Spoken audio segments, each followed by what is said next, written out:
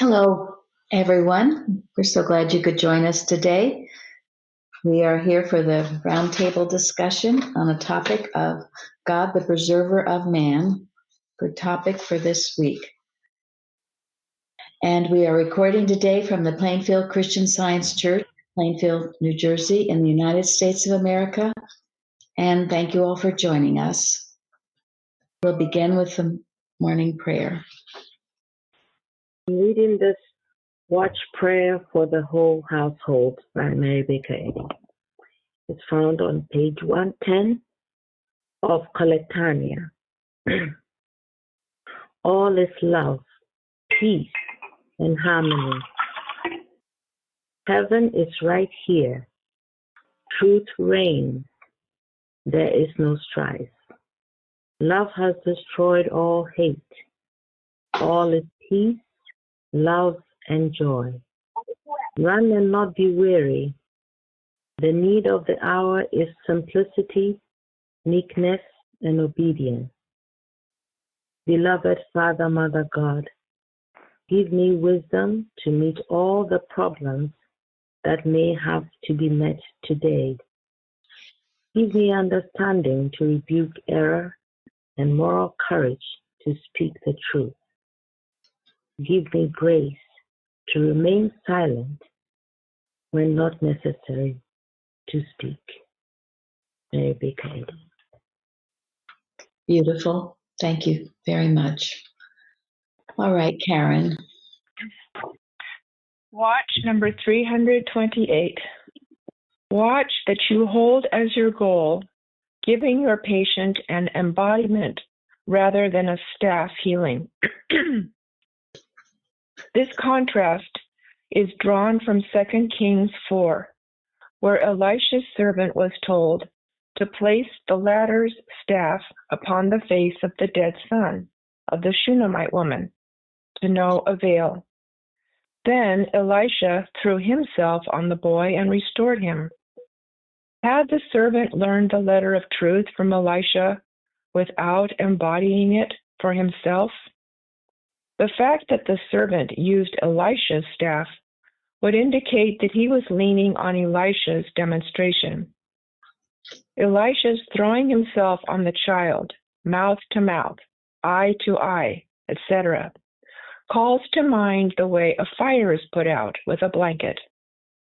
The blanket completely cuts off the supply of oxygen that enables it to keep burning. A blanket or embodiment treatment, therefore, would appear to be one that did more than attempt to destroy the one error from which the patient is suffering.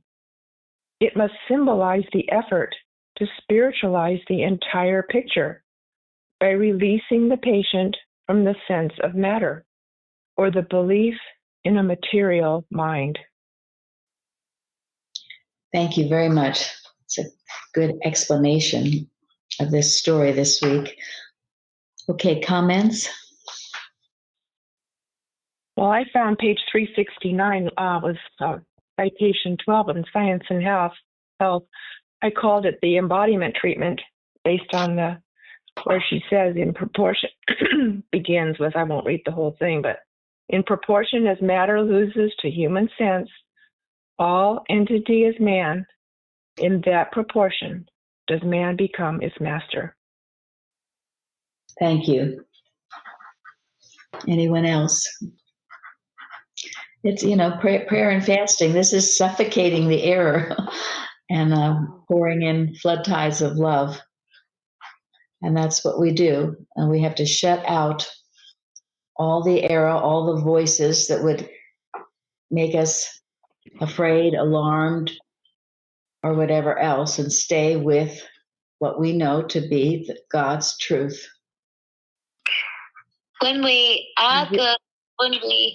allow the flood tides of love to take over, there's no space for error.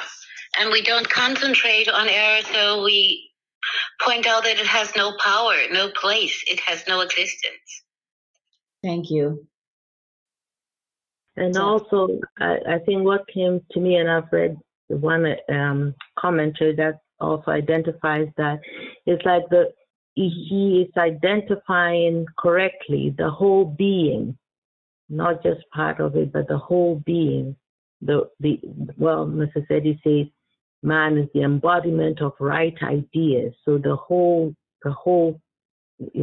not just part, but the whole being. And I feel that's why sometimes even when you're healing something or other things get healed and you don't even think about them. But you take the whole thing, and that's what Elisha was supposedly doing, covering the whole being. Yeah. Thank you. And that's the glory of a Christian Science treatment. It heals you, heart, mind, soul, everything gets healed. And maybe not in the order that you particularly want it, but it will all come. And that's what that beautiful psalm, the Lord will perfect that which concerneth me. So when you get Christian Science treatment or when you're working yourself, all of these things are being perfected in your life everywhere. As Florence said, even things you didn't think about or you're not asking for help, you're just concentrated on this one thing you want healed. But no, it's the entire being that gets healed. And it's wonderful. It's not like the medical where they just heal the physical. Everything gets healed. Yeah. Go ahead, Florence. No, I said how morally, sometimes morally too, we are healed. You come out and it's like, wow, I don't want to do this anymore that I used to do, things like that. Yeah. Most definitely. Yes. Moral, spiritual, everything, emotional. Well, and it has to be that way, doesn't it? Because it's all intertwined. And isn't this a good lesson for patients calling on a practitioner? How many people, when they call on a practitioner, kind of expect the practitioner to do the work that they themselves, as a so-called patient, are required to do? Can a patient really rely on a practitioner to do the work that they have to do? Because when we call on a practitioner, what are we really doing? Calling on the Christ. The Christ. Mm-hmm. Yeah, we are asking for help to get closer to God, so that we can hear God, so that we can do God's will, so that we can open our hearts to God, who is the great master physician. That's why it's so important that no part of this remain magical in your thinking.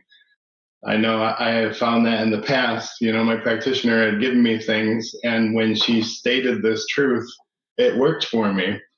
But when I tried to do it myself without understanding, it did not work. It was a staff feeling, I guess. So how important it is to truly understand, so you can get to that point. Yeah, thank you.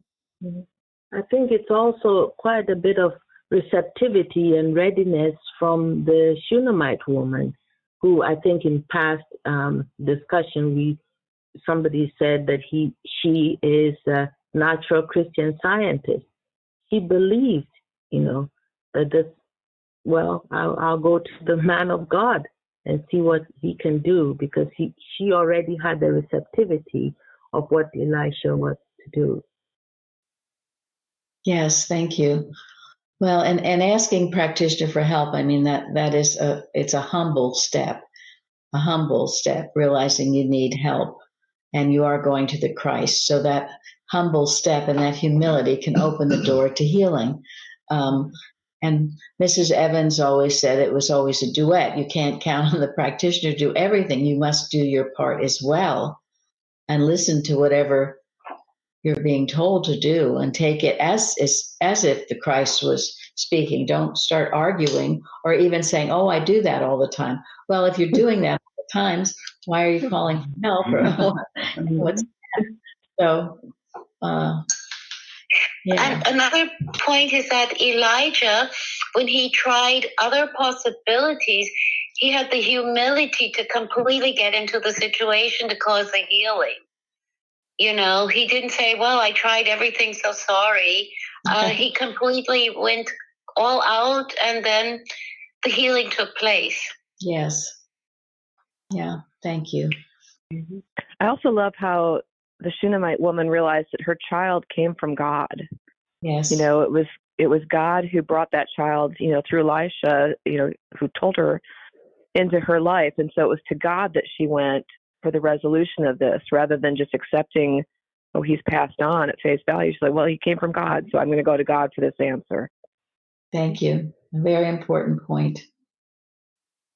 Yeah, I always feel like she's, you know, her saying it as well, that she's saying, if there's malpractice here, it's definitely not me. I am not the malpractitioner. Yeah. Yeah. Yeah. It's beautiful. Go ahead. Which I was saying, she was receptive too. She was open and expecting Yes. it to Right. work.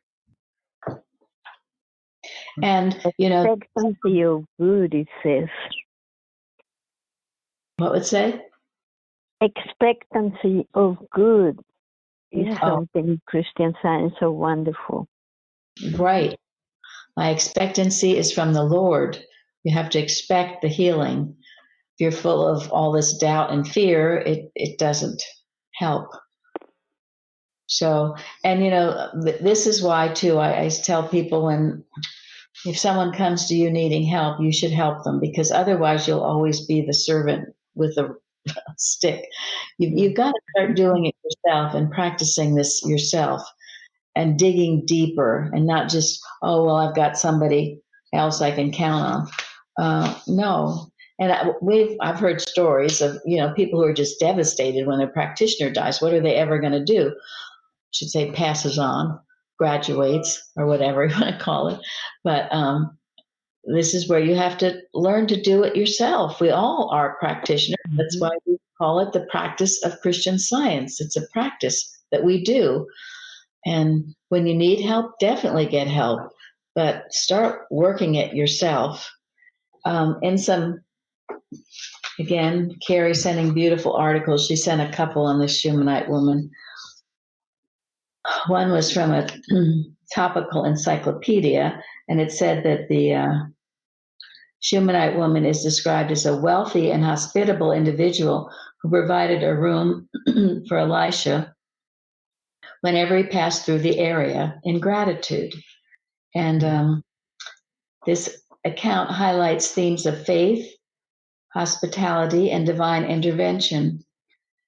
And then later it says the Shunammite woman's interaction with Elisha demonstrates the blessings that come from faith and hospitality, while the revival of her son serves as a testament to God's power over life and death. Shunem, therefore, stands as a testament to the intertwining of everyday life with divine purpose, showcasing how God works through ordinary people and places them to fulfill his plans.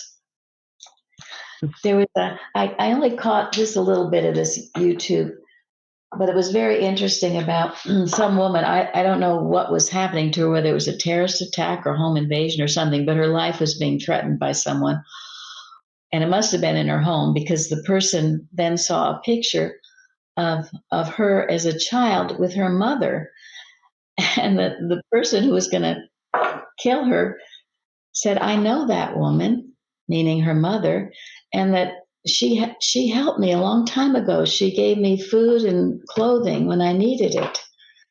So he didn't hurt this woman because of that.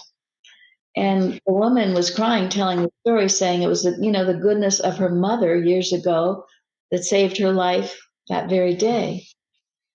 So I guess the point is, and my point is, you never know the goodness you express, the ripples effect it has, and how it does go down through the ages. You just never know. And God does have plans and purposes. And when your heart is right, you will be. He is the preserver of you, and all will be well. Now, also, this very lovely article. It was called The Secret Place of the Most High by Henrietta Marcus. And it talks about, we read how this woman perceived that Elisha was a holy man of God. But it brings out the point, why didn't anybody else perceive that? This woman perceived it. What was it that enabled her to do this? And said she alone gave him bread and shelter, though he must have passed many homes in his wanderings. The little chamber built on the wall may typify the Shunammite's desire for goodness, for something beyond the material experiences of her daily life.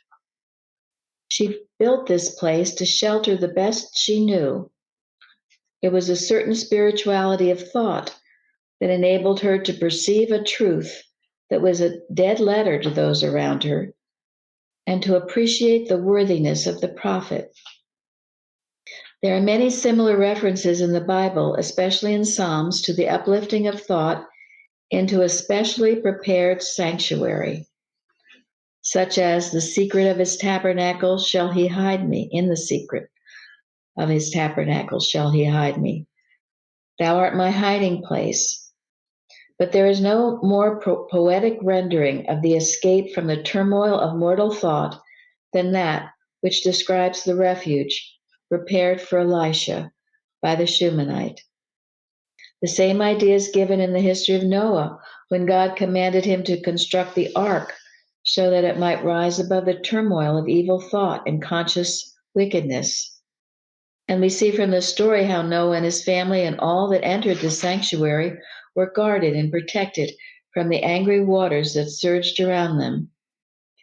The voice of God can always be heard if we but listen with the ear of spiritual understanding, and we have the choice either to enter into the sanctuary of spiritual thinking where there is safety, or to stay outside the sanctuary and be tossed about by the waves of human opinion and mortal thought. Much the same thing was expressed by Jesus when he said, "But thou, when thou goest, enter into thy closet, and when thou hast shut the door, pray to thy Father which is in secret." It is only by withdrawal into the sanctuary, by shutting out the glamour and glare of mortal belief, that we can hope to realize the presence of God. We all have our little sanctuaries, and they are filled according to our different mental states, but are not always prepared for the reception of a prophet.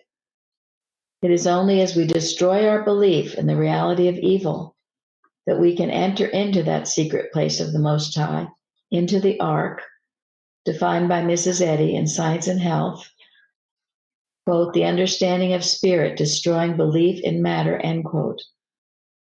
In the continuation of the tale of the Shunammite, we see how her faith in the man of God, the man overcome in that little sanctuary, constructed to protect the holiest thought, made manifest to her. So I thought that was so beautiful. We all have our sanctuaries to enter. We must keep them pure and undefiled, and knowing the allness of God and the unreality of evil. And in that sanctuary, wherever it is, it's in your consciousness, you can call on God. You know, the chapter on prayer tells us that. I love it. We have audience with spirit. It always gives me chills, Mrs. Eddy says. So remember that, and you take it with you. You're never without it, whether you're on a busy city street or in the beautiful countryside, wherever you are, or in a dangerous position, wherever you are, your sanctuary is with you, the sanctuary of God, and you can enter it at any time and find the peace and the safety that you seek. And if you know it well enough, it'll also bless others as well. So, a beautiful story. It keeps unfolding more and more beautiful things, right? One other thing I wanted to mention too about and I don't know, I'm sure I'm not the only Christian Scientist that has been told this, but so you keep everything so secret. You know, you don't tell anybody what's really going on with you. And like when she was asked, is everything okay? She said, it is well. It is well. She knew that there was nothing to talk about with anybody until she met the one who could do something about it to help her. But everybody else, it would just be bringing up. So in my life, sometimes my family, sometimes, or not anymore, but they would say, oh, you're so private. You don't talk about what's going on with you. And I thought, well, there's no need to. What? If I need some help, I'm going to talk to a practitioner. I'm not going to, tell others what's going on with me. And anyway, I thought that was an important point too in the story. It is, and it's very, very true. And I see it sometimes, people, they have all these friends and they chit chat and talk about, I don't know, troubles they're having at home. And It's called an organ recital. Yeah. And they amplify it. Then they put these pictures in other people's minds and they think, oh, poor Tilly, problems. And then you get sympathetic malpractice. There's something in me that won't that says, no, don't do that. Don't go there. Don't. It's a steady process not to hold error long enough to repeat it to somebody else. Thank you. That's a good one. That's good. Yeah. And getting all the human opinions. Exactly. Yeah. You and get fears and all that. And what? And there are fears for you. Oh, yes. If you mention them, they'll start getting afraid for you. And that's the last thing anybody needs on them is somebody else being fearful for you. Yes. Yep. Yes. Or saying stuff that would make people think that you are doubting Christian Science or that they should doubt Christian Science. Mm-hmm. And then later on being surprised when they do because you said that. So, you Pandora's box, can of worms. Don't go there. So be wise. Yeah. If you need help, you know where to get help. And with a practitioner, it'll be sacred. It won't be gossip, and it'll be healing. And of course, practitioner will always turn you to God for your decisions. So thank you. I think that also all this points to how we've been taught that the statements of truth, as wonderful as they are just to get our own thought in line with that connection to God that you have when you earnestly just turn to God and ask Him. But the statements in themselves, I think with the story of Elisha and the watching point, it was saying that's kind of like the dead letter. It's not just the statements of truth. It's the truth behind them, and that's God. And so that's the wonderful part when we can just put those down for a minute and just listen and get it straight from the source. And it's just so wonderful when you can do that, because I used to rely heavily on those statements, and now I try to at least 25 times a day just turn and listen to God. Good, thank you. If you're too busy even declaring statements, sometimes you can't hear him. You've got to be quiet. Yeah. Maybe he has something different to say. And yes, and he's always there. His angels are always with you. No, always. And you're right. If you go no farther than just reading the letter, you're likely to end up mesmerizing yourself, thinking that you've accomplished something when you haven't. You're right. I mean, that's tuning the violin, right? This is it. Because you once you've got it tuned, it's time to play it, and that is to practice the science. Mary had read something a long time ago that had the term dead letterism in it, and I think of that a lot. Like, you got to stay away from that dead letterism. Yeah, you will. It's called self-mesmerism. You think you're doing, and you're not really. And that's why, too, I know Florence gets this, too. Oh, I've read that. I've read this. I've read that. Well, maybe you've read it. But where's the spirit? Yeah. The application. Exactly. Just like a math book, you can read all about it, but if you've never worked out a problem, then what good is it? You've got to work that problem out. So, all right, Shardy, you sent me something this week. You can. This is from Genesis, thou 16. Thou, God, seest me. And then I found an article, The God Who Sees Me, by Dr. James Merritt. Your eyes saw my unformed body. All the days ordained for me were written in your book before one of them came to be. That's Psalm 139. And then a woman named Hagar first used a name, and it is El Roy. And she said, when God met her in her distress, she said, "You are the God who sees me. I have now seen the one who sees me." And that's Genesis 16.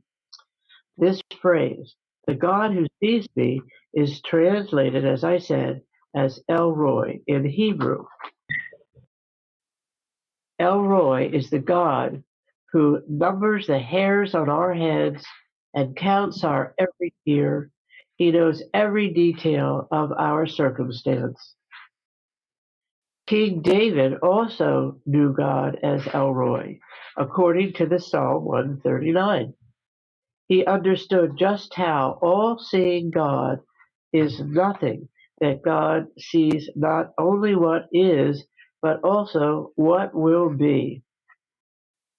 He will form and fashion every detail of our being. When we trust Christ and our eyes are opened in faith for the first time, we clearly see God. And then I love the little prayer he said. Dear God, thank you for seeing me just as I am and loving me fully and completely. Thank you for also seeing what I can be in Christ and transforming me into the image of your Son. It is such a comfort to know that no matter what has happened, it is happening or will happen, you will see it all and you are in control. Help me to trust you more and more each day. In Jesus' name, amen. Thank you. Mhm. Yeah, it's a beautiful, short little passage there. Thou, God, seest me, how much He loves us. He knows us. Never doubt that. That's those of you that watch The Chosen. It's often a bit of a theme in there, isn't it? How Christ would see these people, see their needs, and meet them with great tenderness and love, as He does us. His Okay. eyes on the sparrow. So Thank you. That's so beautiful. I love that song.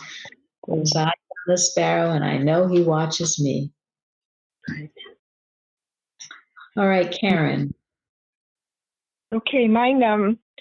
I found this commentary, the Benson commentary, and it was on Lamentations 3:24-26. But the word portion, the Lord is my portion, saith my soul. Therefore will I hope in Him. I looked up the word portion, and got some commentary. It said ultimate source of happiness, security, and inheritance. But Benson commentary on this says, the Lord is my portion, saith my soul. An interest in the favor and love of God and His presence with me, my heart tells me, is the best inheritance. And possessing these, I have that which is sufficient to balance all my troubles and make up all my losses. For while portions on earth are empty and perishing things, God is an all-sufficient and durable portion, a portion forever. Therefore will I hope in Him. I will stay myself upon Him and encourage myself in Him when all other supports and encouragements fail me. Observe, reader, it is our duty and interest to make God the portion of our souls, and then to enjoy and take comfort in Him as such, in the midst of afflictions and lamentations. The Lord is good unto them that wait for Him, to them that patiently wait His time. when he will judge it a proper season to afford them comfort and deliverance, and who, in the meanwhile, apply themselves to him by prayer and humiliation. It is good, it is our duty, and will be our unspeakable comfort and satisfaction, that a man should hope and quietly wait, to hope that it will come, though the difficulties that lie in the way of it seem insuperable, to wait till it does come, though it be long delayed, and while we wait to be quiet and silent, not quarreling with God or making ourselves uneasy, but acquiescing in the divine disposal. Very beautiful. Thank you. I really have nothing to add to that. That says it so well. If anyone else, but it's a wonderful thought that, God is my portion. It's an abundant portion. Everything we could possibly need. He said he'll balance all my troubles and make up for all my losses. And the portions on earth are empty and perishing, but God is an all-sufficient, durable portion. So, beautiful explanation of that. Thank you. You're welcome. All right, now, Nancy. Yes, good morning. God, not human devices, are the preserver of man. I found in the 1828, I know we've had this before, but it's always good to refresh. To preserve means to keep or to save from injury or destruction, to defend from evil, to uphold, to sustain, to save from decay, to keep in a sound state. So I always love to go to Prose Works and see what Mrs. Eddy has to say. And on the preserver of man, she writes, God, not human devices, the preserver of man. God's spirit is indeed the preserver of man. Then in the words of the Hebrew singer, quote, why art thou cast down, O my soul? And why art thou disquieted within me? Hope thou in God, for I shall yet praise him, who is the health of my countenance, and my God, who forgiveth all thine iniquities, who healeth all thy diseases. This being the case, what need have we of drugs or hygiene and medical therapeutics, if these are not man's preservers? Can a single quality of God's Spirit be discovered in matter? The scriptures plainly declare, the Word was God, and all things were made by him, the Word. What then can matter create, or how can it exist? And that was in Christian Science versus Pantheism from Prose Works. Very beautiful. Thank you so much. You're welcome. I loved it. Yes, what our leader says. Indeed. God is the preserver of man, and it is. We search for our help in so many other ways than this one way, which answers all our troubles, everything, whatever your problem is. So remember that, and don't waste your time with reading a lot of bourgeois, as Mrs. Evans would say. So that's beautiful. Thank you. Thank you. Now, in that, and also in what Karen read, it speaks about how we encourage ourselves in the Lord. And I've always loved, there's a story in the Bible about David who lost everything. He and his men returned from battle and found that their city had been invaded and burned. Their wives, sons, and daughters had been taken captive. And David was greatly distressed, as you can imagine. His men were distraught and weeping. But at this critical moment, David encouraged himself in the Lord. David prayed to God and asked him for guidance. Shall I pursue after this troop? Shall I overtake them? And God answered, pursue, for thou shalt surely overtake them, and without fail recover all. And that's what David did. And that's exactly what happened. And there was nothing lacking to them, neither small nor great, neither sons nor daughters, neither spoil nor anything that had taken to them. David recovered all. David, because he was open and in the right mind, not the human mind. If he'd been in the human mind, he said, oh, he would be crying like everybody else was. And what should I do? And oh my gosh, this is just terrible. And you have to be your best friend, not your worst enemy. So he encouraged himself and not said, oh, you really screwed up now. Why'd you leave when you did? And blah, blah, blah, or whatever else comes to people, comes to me. But he encouraged himself. And because he did this, he did recover all. And then Edward Kimball states in his book, in lectures and articles, and I love this, and I think about it a lot. Be not afraid. You can be a law unto yourself, a law of recovery from disease, a law to your business, a law of harmony to your welfare and your own household and all things in your life, because God gave man dominion and you are entitled to it. In this very hour, you are entitled to be a law of recovery to your own self.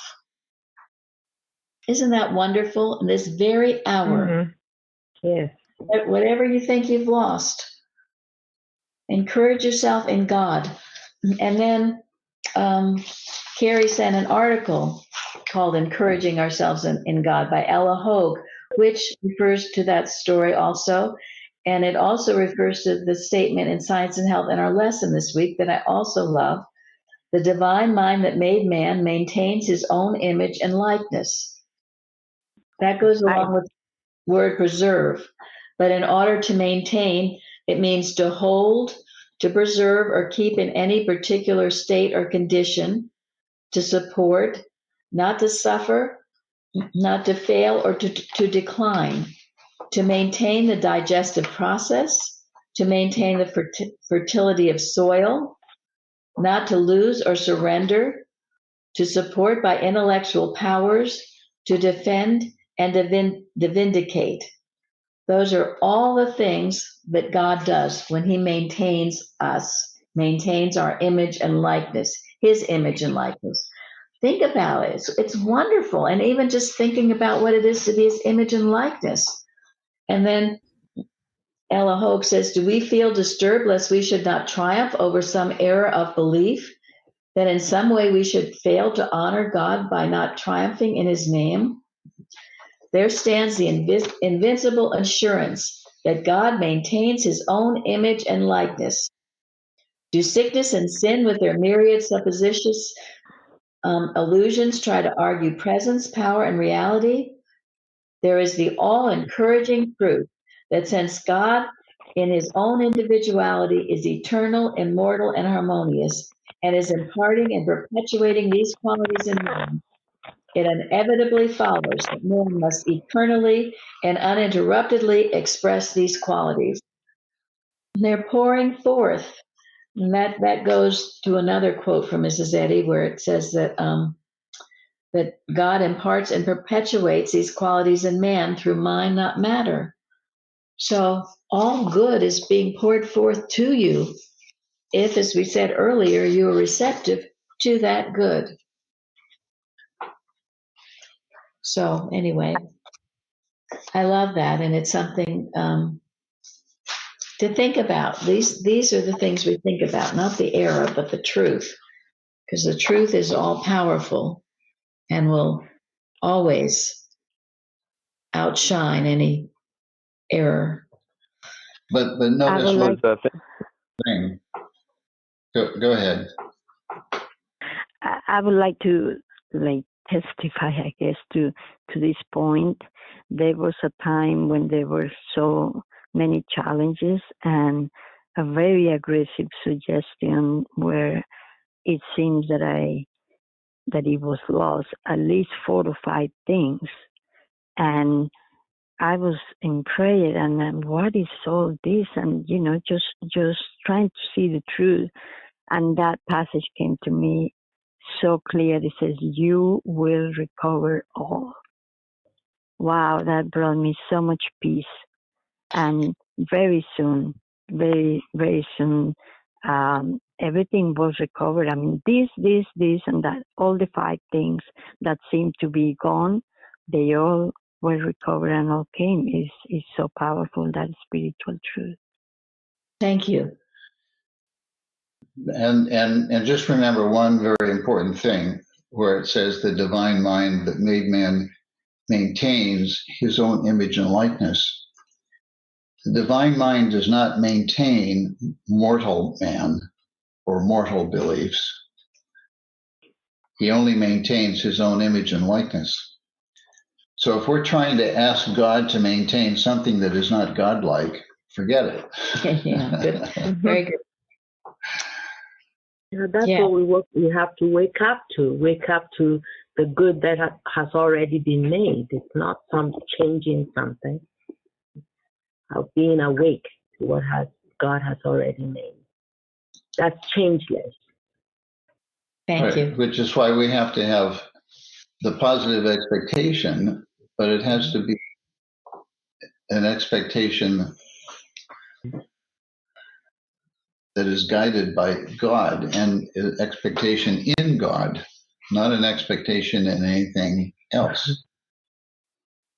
I was thinking about what you just read, Mary, about how David encouraged himself and God. And I was just thinking, sometimes you get to the end of your rope, and I don't remember who it was who told me this. I heard it here, but they're like, what do you do when you get to the end of the rope?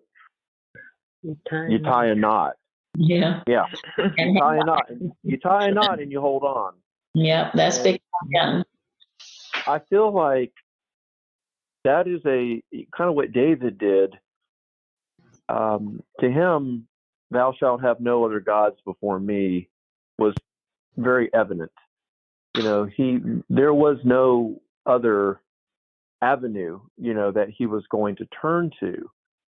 And it was very evident there, and that takes a lot of moral courage to do, what he did. And then I realized that's exactly what the Shunammite woman had done as well.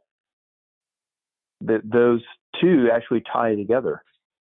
That's how she responded as well. Thank you. That's very, very true. Very good. Yes, indeed. The moral courage to do and to recognize the truth when it's being spoken, and to recognize, as we talked about in the beginning, Elisha, she recognized who and what it was. And blessed are those who can. Blessed are the eyes that see, right? As Jesus said.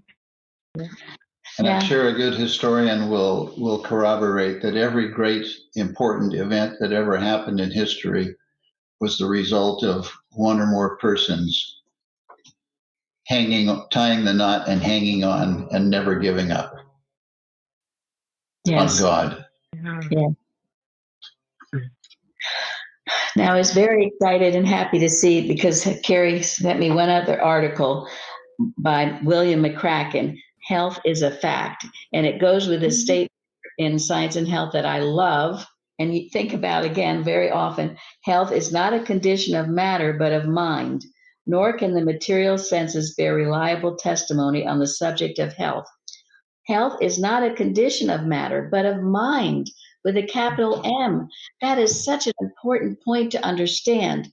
And in this article, McCracken says, Christian Science, actually it's a lecture, Christian Science proves that health is an entity, a state of consciousness, it is a positive fact. Like holiness, like happiness, health is a spiritual and mental quality, and like them, is to be derived from a right understanding of God. In order to find the truly Christian and scientific concept of health, let us turn to the scriptures. Christian Science bases its testimony wholly upon the scriptures. In them we find that David spoke of as the health of his countenance. He also referred to God's saving health among all nations.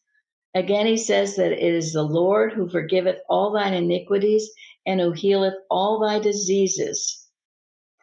The prophet Isaiah declared concerning the result of true repentance, which is, of course, a spiritual or mental change, thine health shall speed forth speedily. And then coming to the New Testament, we find that Jesus understood this as well. But how often, whenever you're sick, you look to matter, you look to the body, trying to heal the body. It is a condition of mind. And if you watch your thinking and stay out of the human mind, you will not get sick. And I know that. I know it from my own experience. That's true. It's a state, thank you. And it's just like any other quality of God. It's given to you. Health is derived from God. Just like he listed holiness, other things, they come from God. It's yours, your divine right as a daughter or the son of the king. In Victor Young's article, The Practice in Science, he states, even a harmonious human body is not necessarily expressing health. Health is more than the absence of disease. Health is the eternal state of spiritual being. So, my friends, if you want to be healthy, wealthy, and wise, well, if you healthy, then you watch your thought. Mrs. Eddy says that. Watch your thought, not your body. And if you have been indulging in mortal mind thinking for a long period of time, your body might seem to be a little carrying on about it. But that's change. You change it. It's like pulling a machine that's been buried in the mud. You got to pull it out and clean it off and get it going again. So you start by thinking the right thoughts, getting yourself out of that human mind, negative, depressing, fearful, hateful, whatever else thinking, and get yourself on track again. It might take you a while to get out of it because it took you a while to get into it. Mrs. Evans used to say that to us. That's not to discourage you, but it's to keep you going on the straight and narrow way of health. It's a divine, given to you divinely by God. So cherish it and watch your thinking so you don't have to have it, because you don't. Thank you. Thank you. And that reminds me of that great article, The Great Necessities to Keep You Watch. And also, in reality, in the absolute, there is no end of the rope, really, right? This is all immortal thinking. And it reminds me also of that great articles, so important, the absolute and the relative. Yes. Yeah, no, there's really no end of the rope, but it can certainly seem like it in human experience. Mm-hmm. Yeah. And then throw in the towel. You tie a knot and hang on, which is most important. Yeah, man's extremity is God's opportunity. Yes, thank you.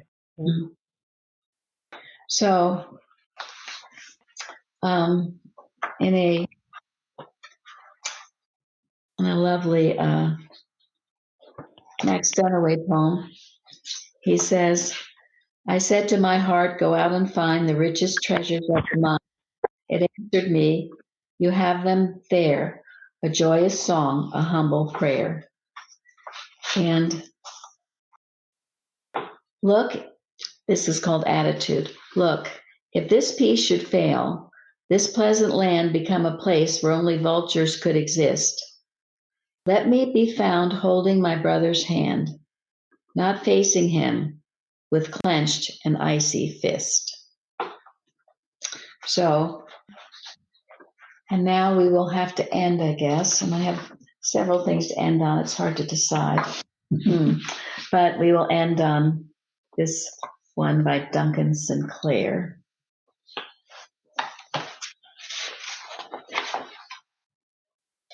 And this is the article entitled, He Shall Give His Angels Charge Over Thee. He writes, in a short article on angels in Miscellaneous Writings, page 307, Mrs. Eddy identifies them with God's spiritual ideas. Quote, God gives you his spiritual ideas, end quote, she writes, and in turn they give you daily supplies. Here, angels are actually referred to as giving us our daily supplies. And the language not merely that of people poetic imagery.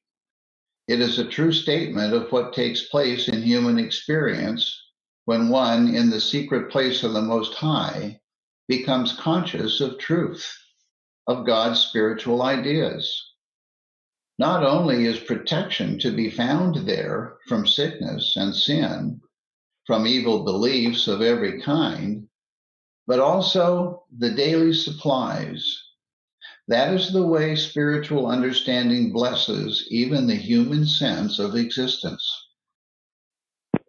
Quote, "Behold, the Lord's hand is not shortened that it cannot save," end quote, saith the prophet. And Paul, after exhorting the Corinthians to avoid idolatry, continues, "I will receive you, and will be a father unto you, and ye shall be my sons and daughters, saith the Lord Almighty." Paul was telling them about an angel, about God's love, which comes to those who do his will, the love of the Father to his sons and daughters. It is no difficult thing for the spiritualized consciousness to summon the angels of God. They are ever present because God is ever present. But for us to recognize them, we need to conform to God's law, which inculcates purity, humility, and love. Otherwise, we are not ready to receive and welcome them.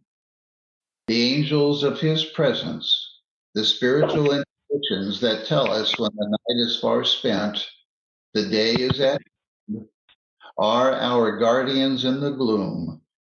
Science and Health, page 174. We can always depend upon these angels.